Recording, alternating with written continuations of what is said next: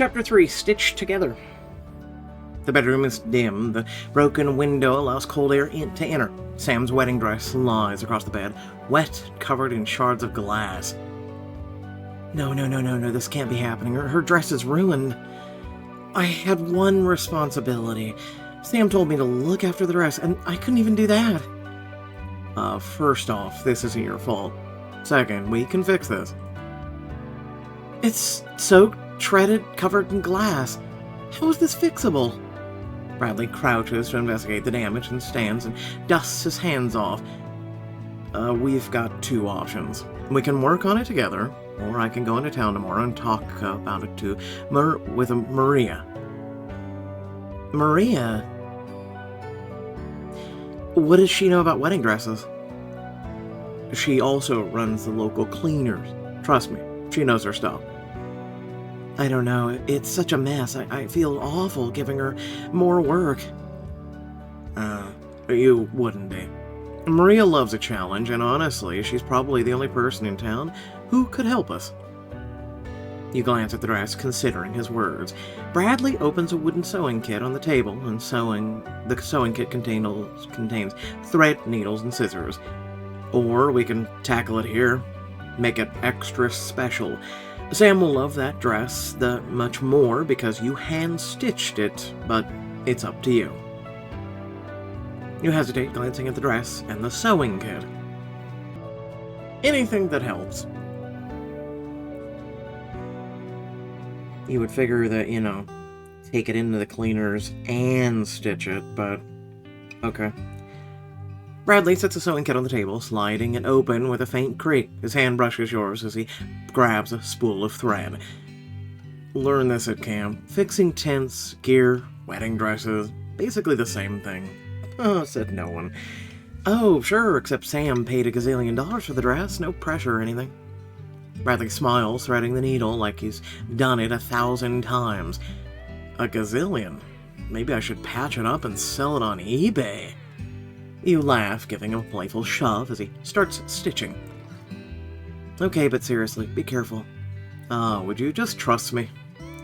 His tone is teasing, but he remains focused as he works through the tear with precision and stitching.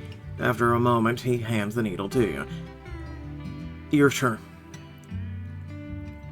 You hesitate, the needle feeling awkward in your fingers. Bradley leans in, his hands gently guiding yours. Like this. There you go, you've got it. He is close now, and the feeling of his hands around yours calms your nerves as you begin to stitch. I'll focus on getting it right, tease him about his skills. Focus on getting it right. You carefully guide the needle through the fabric. You're working slowly and deliberately. Not bad. Keep your hand angled like that. You concentrate harder, steadying your breath as the fabric starts to take shape. Each stitch looks better than the last.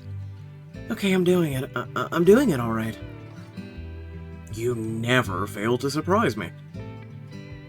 His praise catches you off guard, but you can't help but smile as you continue stitching.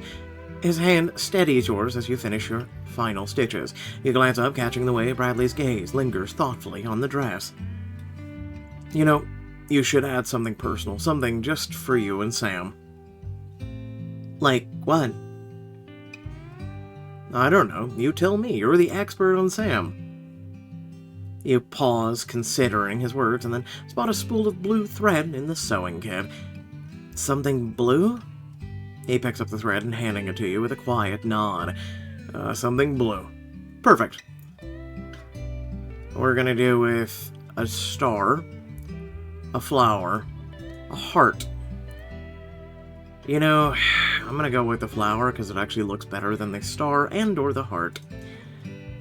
You carefully stitch a small blue flower into the inside of the hem of the dress. Back into kindergarten, we'd pick flowers for each other before class. They'd always get squished in our backpacks, but Sam called them our friendship flowers. Oh, friendship flowers. Sounds like a Sam to make something simple feel special. You finish stitching, lean back to admire the delicate flower. Bradley's gaze softens as he looks at your work. sit back, brushing the fabric lightly with your fingers. The small keepsake feels imperfect, but deeply personal. She's gonna love it. Stuff like this, small but meaningful. It stays with you. I hope so. You set the dress down gently as you rest your hands in your lap. Something catches Bradley's eye. You're shaking. I mean, let's think about this. You realize it's winter. There's a window. It's broken, and we're stitching the dress in the same room. Just throwing that out there. Startled, you glance down to see a tiny bead of red form on your fingertip. You must have pricked yourself without noticing. Said no one ever. Oh, I didn't even feel that. Hold on. Bradley steps closer, taking your hand in his. His touch is warm and careful as he inspects the tiny wound. Let him tend to it. Pull my hand back. Let him tend to it. Sure, he does that too. Bradley lifts your hand and kisses your finger. The gesture surprisingly soft and deliberate. And also kind of intimate. There. Good as new. Hey, let's go, his eyes meeting yours with a faint spark of amusement. If that's your version of first aid, I might start getting hurt more often. He raises an eyebrow and a low chuckle escaping. Anytime you need me, just say the word. Bradley grins and steps back, leaving you wondering if he's joking or not. The dress lies between the two of you on the table. The tiny stitched keepsake catches the light, standing out like a quiet promise of everything you've shared today. I'll have Maria clean it up for us. Once it's good as new, she can ship the dress or run it to the wedding herself.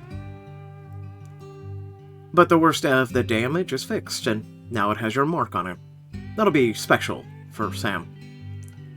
You run your hand lightly over the fabric, smoothing it out as a way to calm yourself. Thanks, Bradley, for everything.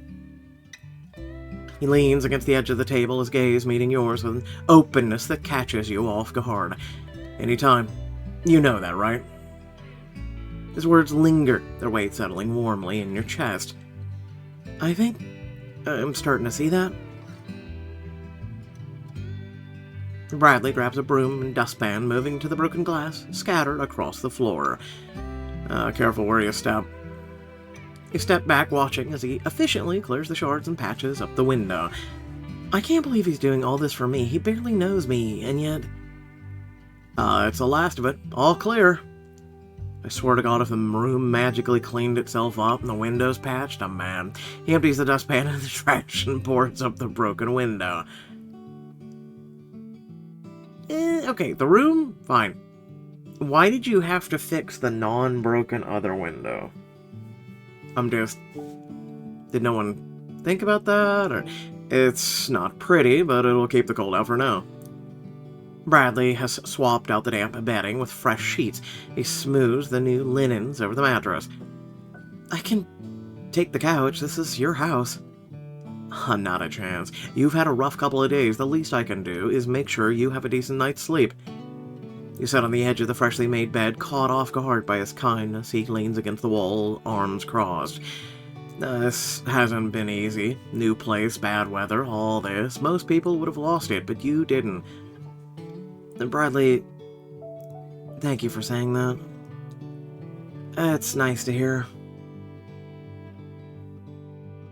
Bradley nods, stepping just a little closer to you. Just calling it like I see it. His sincerity catches you off guard, and for a moment you glance away before looking back at him.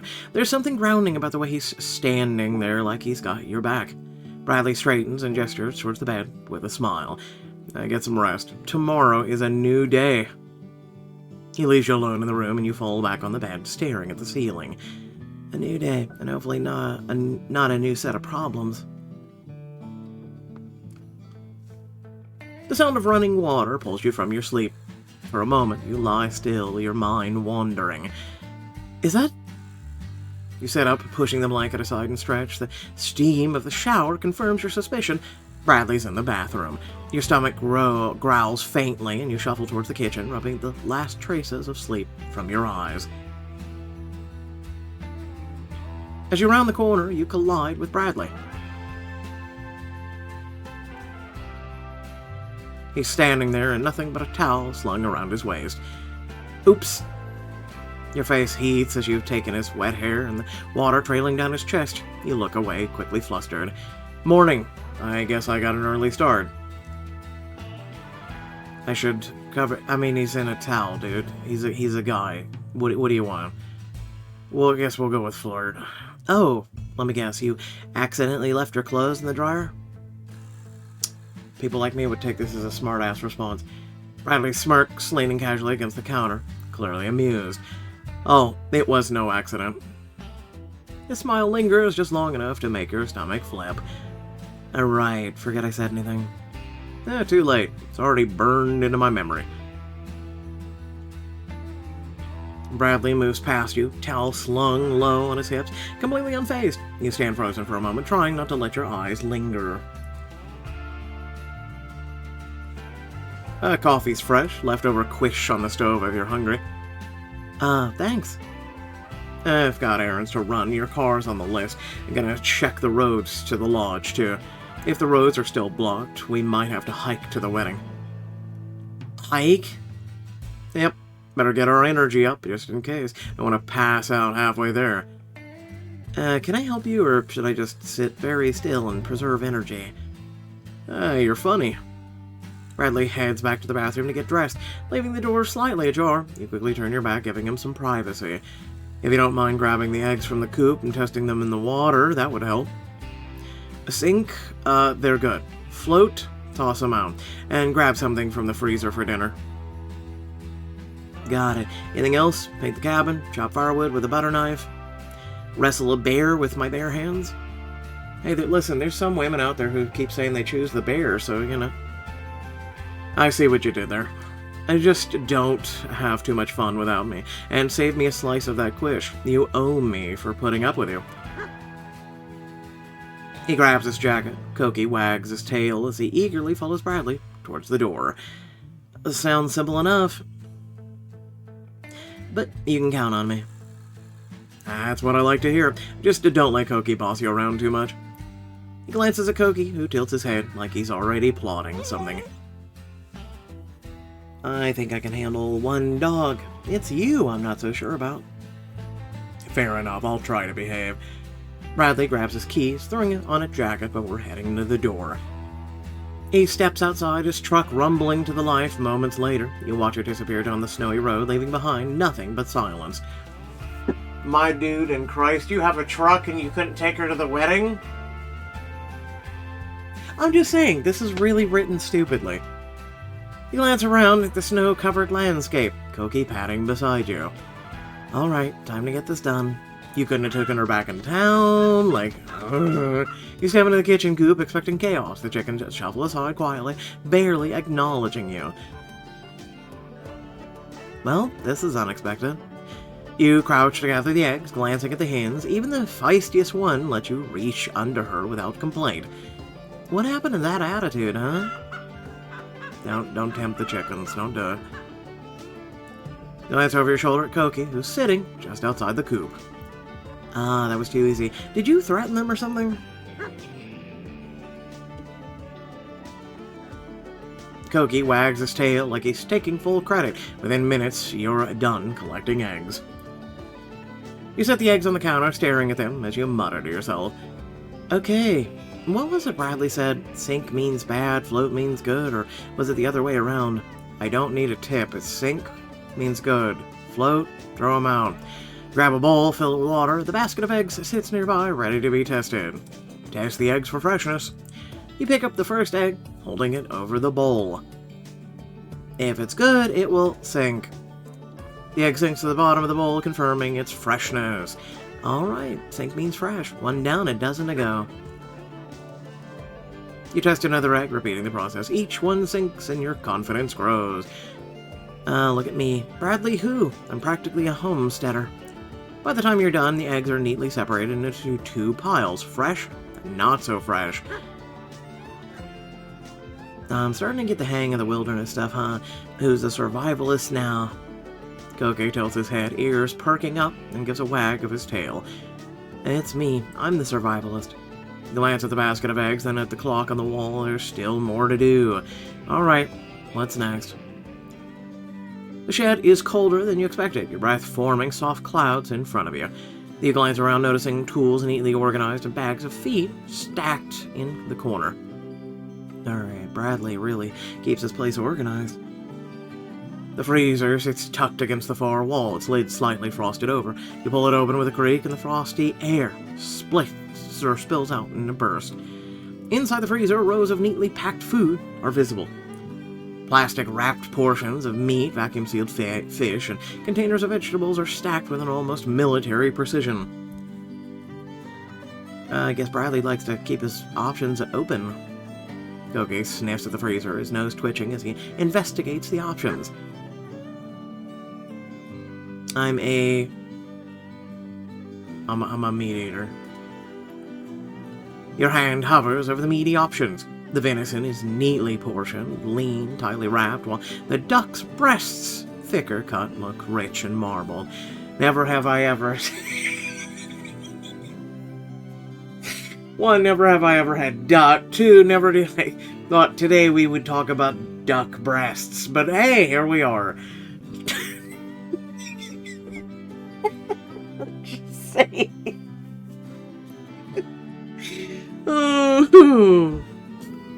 Both of these look great, but which one's better for the hike?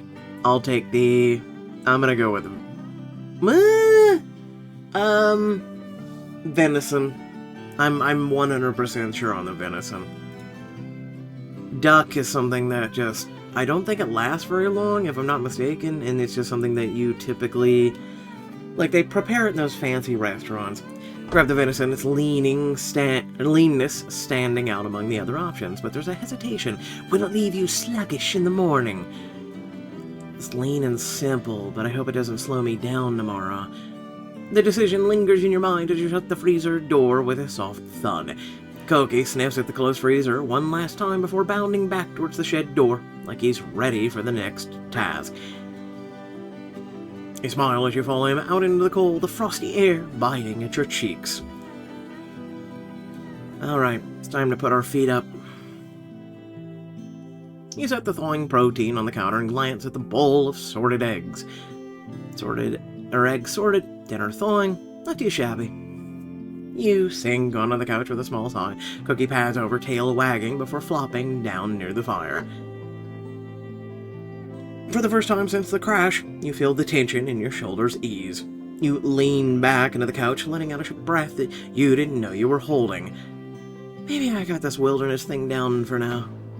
The front door swings open and Bradley steps inside, stomping snow off his boots and brushing off his jacket. Ah, look at you, already making yourself at home. Oh, yeah, I live here now. Didn't you get the memo? Ah, must have missed that one. Let me guess, you're taking the bedroom too? She already did that, obviously, as long as you're in it. But I'm redecorating.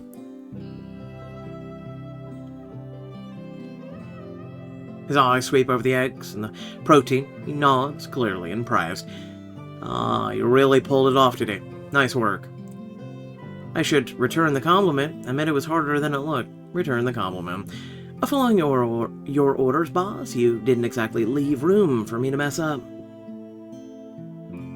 Oh, so now I'm the boss. Is that how it works? Pretty much. You're in charge, and I'm just here to look cute and follow instructions. Bradley chuckles, leaning against the counter, his arms crossed. Cute and efficient, deadly combo. Guess I'll keep you around. You'd better. Bradley picks up one of the sorted eggs, holding it up like inspecting a rare artifact. Well, would you look at that? Egg sorted like a seasoned farmer. No disasters here. Don't get used to it. If you make me cook them, it could still end in disaster. Ah, good thing I like to live dangerously. He crouches down, scratching behind Koki's ears. Koki wags his tail happily. Bradley straightens up, his smile fading as his expression turns thoughtful. Speaking of disasters... He crosses his arms, leaning back against the counter, his tone shifting to something more serious. Oh no... I've got some good news and bad news. What do you want first? Always the bad. Just rip the band-aid off.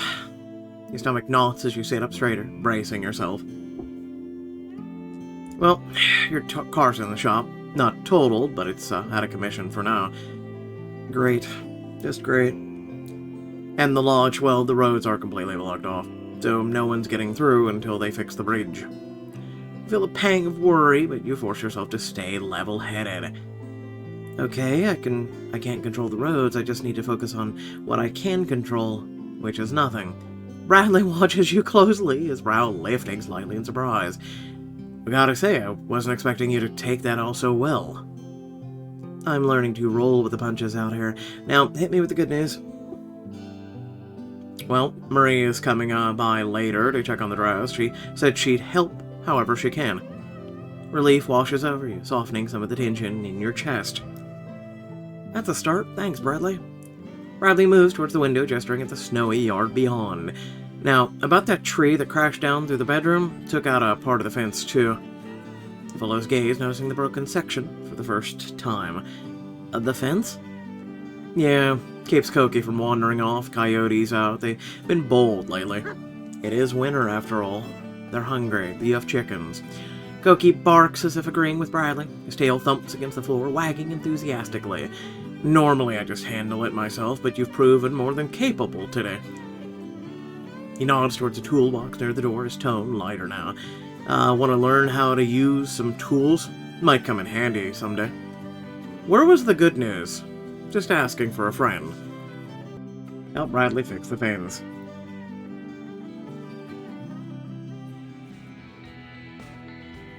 Bradley surveys the damage, his eyes narrowing at the splintered wood and falling tree leaning heavily against the fence. The tree's weight took up the posts. Golden rule of repairs work smarter, not harder. He pulls out a pair of gloves and grabs his toolbox, handing you the smaller pair. Alright, ready to learn? As long as I don't accidentally take out the rest of the fence. You'll be fine. The first step is getting rid of the tree. Even a child could figure that one out. He picks up a chainsaw and checks the blade. Feel level like he's done it 100 times. Too much weight on the posts, and this'll make them collapse again. Let's clear this out first. Use the chainsaw myself, watch him. I think I'll just watch a little demo first. The last thing I need is an emergency room trip. No problem. Just keep those branches out of my way. You grab a few branches, holding them steady as Bradley starts up the chainsaw. Sawdust flies as Bradley works through the thick trunk. You gotta let the blade do the work. You fight the grain, and you'll be here all day. Within minutes, the tree is cut into manageable sections. Bradley straightens, wiping a little light sheen of sweat from his forehead. Now, you try. Oh boy, won't this be fun. The chainsaw jolts in your grip, and your hesitant attempt barely nicks the bark. I'm pretty sure I could never be a lumberjack. It's because this is literally your first time. Most people always screw up their first time. Bradley smirks, effortlessly taking the chainsaw from your hands. Hey, at least you tried. With the tree cleared, Bradley sets down the chainsaw and gestures toward the leaning fence post. Alright, next up, reinforcing the post. If the foundation's not solid, nothing else will hold up. He pulls a level and a hammer from the toolbox, kneeling beside one of the posts. Here's where precision matters. You don't just slap it together and hope for the best. How can I help? We need to secure the post. Do you want to handle the level or hammer? Your choice. Listen, Mr. Strong Lumberjack, she's a woman. Grab the level. You kneel beside the post, and Bradley hands you a level, his hand brushing yours briefly. See the bubble? It needs to sit right in the middle, no leaning. Got it. Middle bubble, no leaning. Align the post. You press the level firmly against the post, the bubble wobbles, but you focus on keeping it centered. Okay, steady. Almost there. Just like that. Keep it in place. The post shifts slightly under his hammer strikes, but you adjust quickly, keeping the bubble perfectly aligned. Perfect. Looks like you've done this before. I really want to laugh right now. Beginner's luck, or I'm just a natural. With the post secure, Bradley steps back and inspects your work. The fence already looks sturdier than before. Not bad at all. One step closer to a proper fence. Bradley gestures towards a stack of boards nearby. Last step, securing the boards. This part's simple, but it's easy to mess it up if you're not paying attention. The nails, they've got to be straight, and don't hammer too close to the edges or the wood will split. Ready? Nail the boards myself. Let Bradley demonstrate first. You know what? Show me how it's done, and I don't want to risk splitting the wood. Smart move. Watch and learn. He kneels beside the board, his movements fluid in practice as he lines up the nail. The hammer strikes with precision, driving the nail cleanly into the wood. See, keep the nails straight, let the hammer do the work. Now you try. Hammer the nail. You mimic his technique, lining up the nail perfectly. The first strike is hesitant, but Bradley leans in slightly, his voice low and steady. That's it. Now, a little more pressure. You follow his advice, and the nail sinks perfectly into the board. A grin spreads across your face as you move to the next nail. Nailed it. Literally. Told you. You're a natural.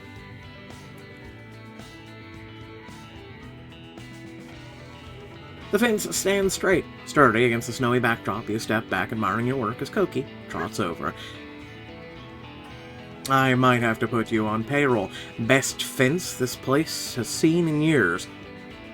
Not bad for someone who didn't even know which end of the hammer to hold. Oh, come on now. I call bull on that. Bradley chuckles, stepping closer and brushing snow from his coat. Not bad for someone who nearly ran themselves off the road. And here I thought this was all part of your master plan. You know, get me stranded, teach me to build stuff, lure me into the woods. You caught me. The hike's just an excuse to test your survival skills, maybe keep you a little longer. Bold move. His eyes look you up and down, taking you in before he nods towards the cabin. Come on, let's get inside. You smile, take his hand, his grip firm as he leads you back to the cabin. I want to make some dinner together? Yeah, that sounds nice. The last hour was spent cooking with him. The table is now set and the food looks scrumptious. You've cooked, plated the meat from earlier, pairing with the roasted potatoes and carrots. The savory aroma makes your stomach growl. See, I thought the venison was going to be something we ate on the way. If I would have known it was for dinner, which no one really said, we might have made duck.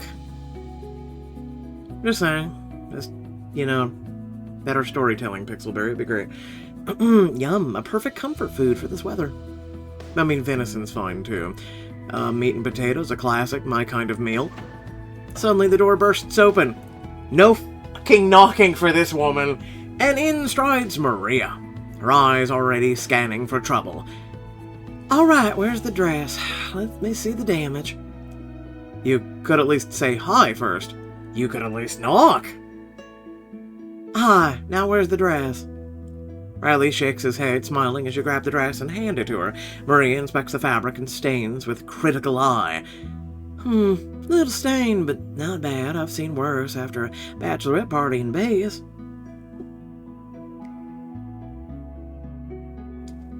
She runs her fingers lightly over the stitches you and Bradley made on the dress.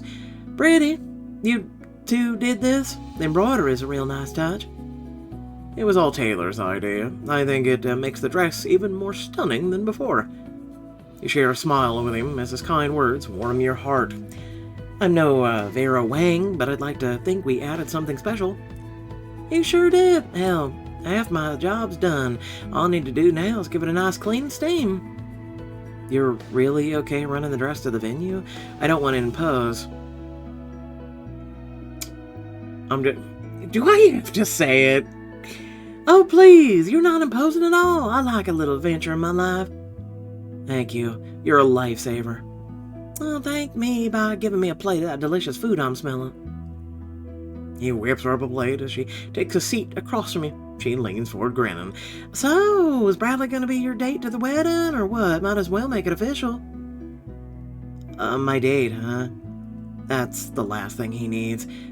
Give him a break. He's already had to deal with me crashing into his life. She places a hand on her hip, her grin widening. I'll deal with you, honey. From what I heard, he's been more than happy to have you around. I don't mind the comedy. I might reconsider if this teasing keeps up. You and Maria laugh as Bradley shakes his head, clearly used to her antics. So let me get this straight. You crash land in the snow, end up in a cabin with this guy, and somehow still look this good. What is your secret? Oh, strict routine of snow, dirt, and sheer panic. She chuckled, shaking her head like she's half impressed. Whatever you're doing, it's working. Her tone shifts lightly, the teasing giving way to a gentler, more genuine curiosity as her gaze softens. But really, honey, how are you? That must have been a lot to go through. Careful. Keep this up and people might think you have a heart. Oh, pipe down. I'm checking on her, not you. Her teasing glare cuts through him before she looks back at you, her expression kind. So seriously, be honest. Cabin life treating you okay, or you secretly plotting your escape? It's been hell. How is hell an option?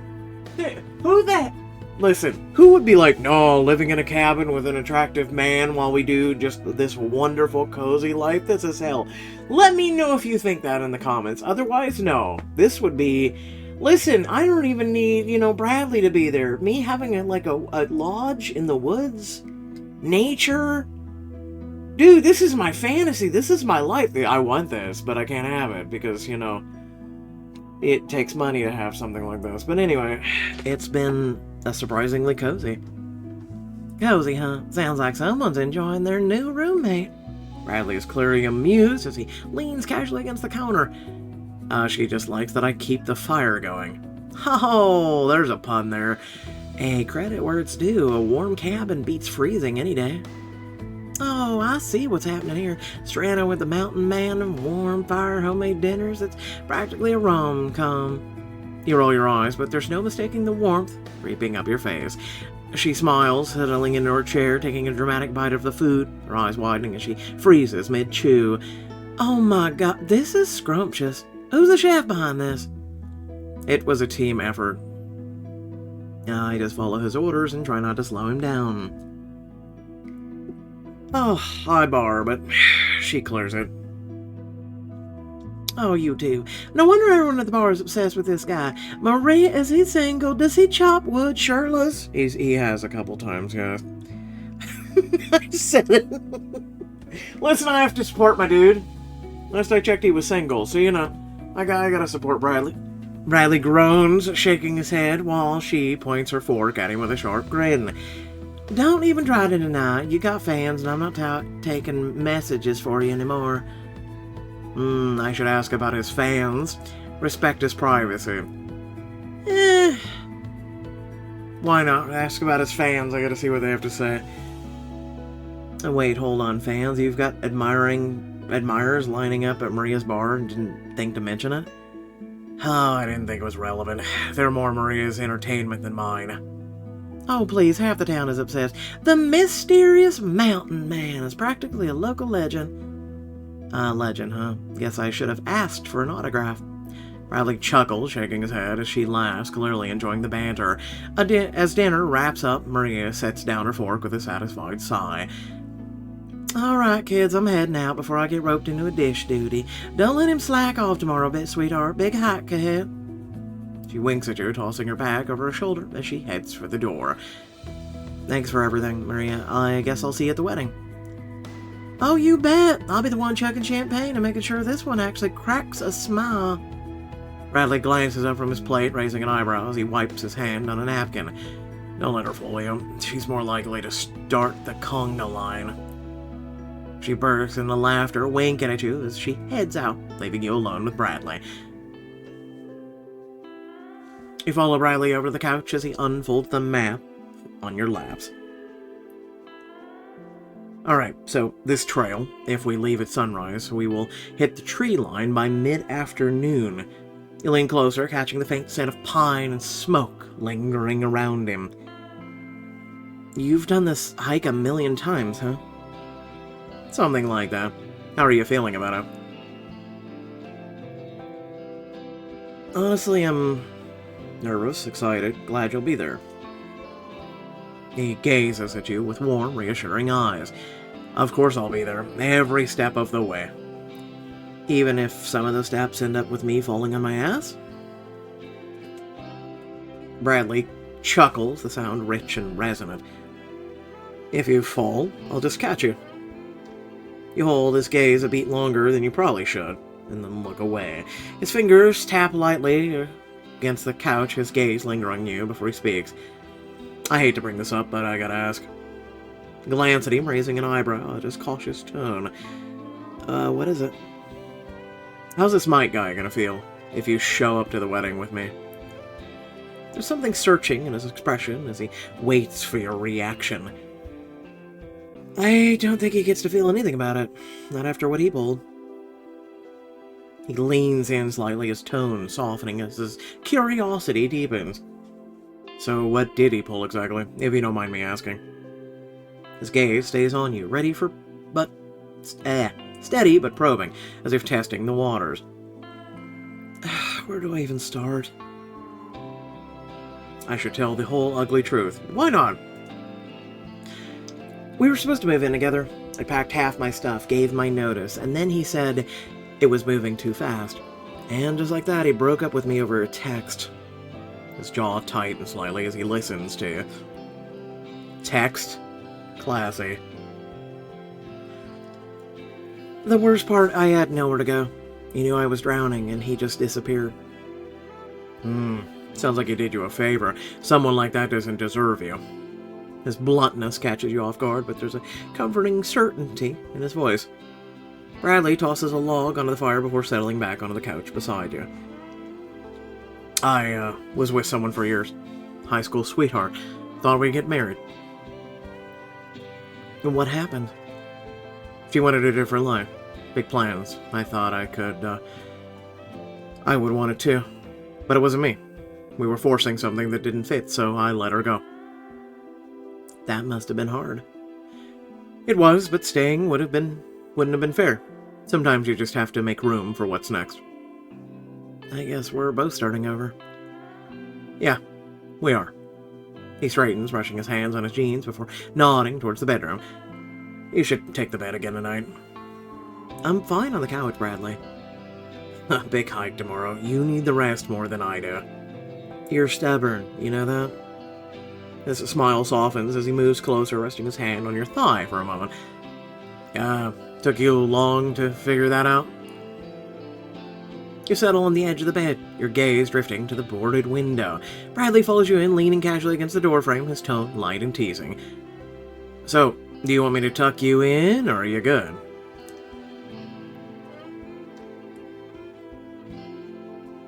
I don't know how I feel about this one. Sure, Daddy Bradley, tuck me in. Well, since you're offering, how can I say no? Bradley grins, stepping closer and pulling the blanket up over you, tucking you in on all sides. They're snug as a bug in a rug. He leans down, pressing a soft kiss to your forehead, his hand lingering on the edge of the blanket. Good night, Bradley. Night, Taylor. He gives you a small nod, pulling the door shut behind him as his footsteps retreat down the hall. Exhaustion pulls you into sleep with Bradley still lingering in your mind. He gave you a kiss on the forehead. The next morning, a sharp bark jolts you awake, Cookie scrambling at the bedroom door. The door swings open, Bradley strides in, already dressed for the hike. Rise and shine. Time to move. Are you serious? It feels like I just fell asleep. The trail waits for no one, besides you'll wake up fast once we're moving. Ha ha ha ha ha! No, you won't. Cookie bounces excitedly at Bradley's heels. What did I get myself into? Let's find out. Alright, without further ado, thanks for watching. Please remember that if you did enjoy, to like, share, and subscribe. Leave a comment down below letting me know your thoughts and whatnot, but aside from that, I'll just say the following. Again, it's okay. It's just... It's okay. I know a lot of you are pretty much thinking the same thing.